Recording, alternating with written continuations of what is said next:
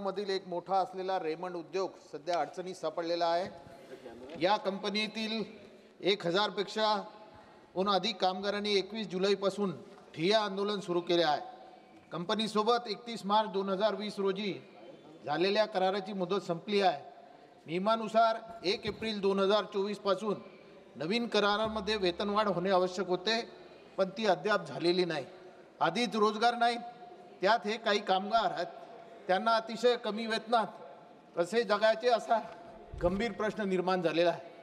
या कामगार कंपनी युनियनला बाजूला ठेवून मान्यता प्राप्त युनियनच्या माध्यमातून निर्णय घेण्याचा प्रयत्न केला आहे।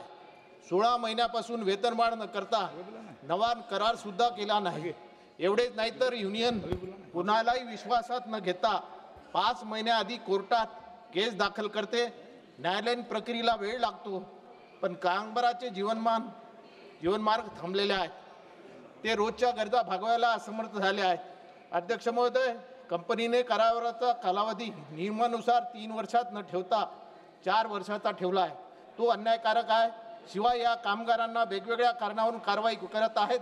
गेल्या 2 महिन्यात ते 3 वर्षात हजारो कामगारांना सस्पेंड केले आहे। बरेच कामगार घरी बसलेले गेले आहेत, त्यांचा संसार धोक्यात आलेला आहे। ही स्थिती अत्यंत गंभीर आहे। यवतमाळ सारख्या मागासवर्गीय जिल्ह्यात कामगारावर अन्याय होतो आणि सरकार गप्प आहे। मी सरकारकडे आणि कामगार मंत्रालयाकडे नम्र विनंती करतो की यवतमाळातील या आंदोलनाकडे तातडीने लक्ष द्यावे। कामगारांचे प्रश्न त्वरित सोडवणूक करावी।